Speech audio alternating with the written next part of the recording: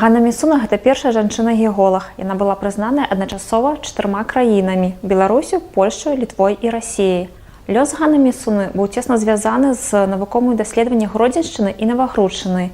Яна аб'ездзіла ўсю Навагрудчыну і выпусціла ў 1909 годзе працу, прысвечаную гэтаму краю.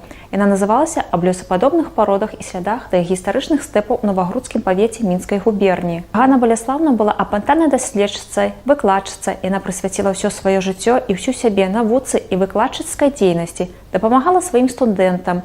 Яна самастойна арганізоўвала геалагічныя экспедыцыі ў Літву, Беларусь, Расію і Ўкраіну. З-за гэтага ёй часта прыходзілася праходзіць непрыемную працэдуру высвятлення і удакладнення ейнай асобы. Так як жанчына-геолог на пачатку мінулага стагоддзя, гэта было нешта новае, незвычайна, магчыма, нават тое, да чаго ставіліся з недаверам.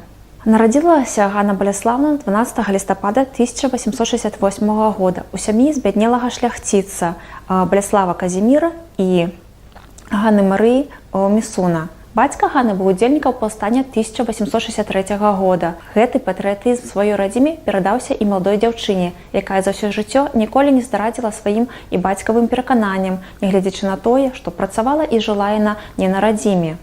Паблізу маёнтку сям'і Місуна не было школ, таму першапачатковую адукацыю дзяўчынка атрымала дома.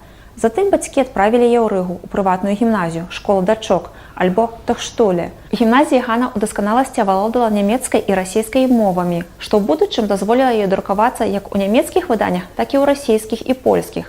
Скончыла яна гімназію ў 1897 годзе і засталася там у якасці выкладчыцы польскай мовы і арыфметыкі. У 1890 годзе памірае бацька Ганны, і яна мусіла вярнуцца ў маёнтак, каб даглядаць сваю маці і малодшых братоў. Ганна ў маёнтку бярэцца за самаадукацыю. Асабліва яе цікавіць прыродазнаўства. Першапачаткова яна паступае ў першую маскоўскую зубалячэбную школу, але ўжо ў 1893 годзе Ганна Баляслаўна атрымлівае невялікую прыватную стыпендыю на вучобу на вышэйшых жаночых курсах, таксама ў Маскве. І ў 1896 годзе яна іх скончыла. У 1902 годзе выходзіць у свет яе велічэзная праца па ледніковых адкладаннях Беларусі і Літвы. У тым жа годзе яна друкуецца на нямецкай мове ў часопісе нямецкага геалагічнага таварыства. А ў наступным годзе, у 1903, пабачыла свет ейная праца на расійскай мове па геалогіі Гродзенскай і Мінскай губерніі. З 1906 года Ганна Баляслаўна займаецца вучэбнай дзейнасцю, на пачатку як асістэнтка вышэйшых жаночых курсаў, а з 1919 года як дацэнт Маскоўскага дзяржаўнага універсітэта. Ганна Баляславаўна была апантанай навукай, пастаяннымі геалагічнымі экспедыцыямі, сваей педагагічнай дзейнасцю, гатоўнасцю заўсёды падтрымаць сваіх студэнтаў. Гэтыя фактары паўплывалі ў значнай ступені на тое, што Ганна Баляславаўна не мела сваёй сям'і і дзяцей.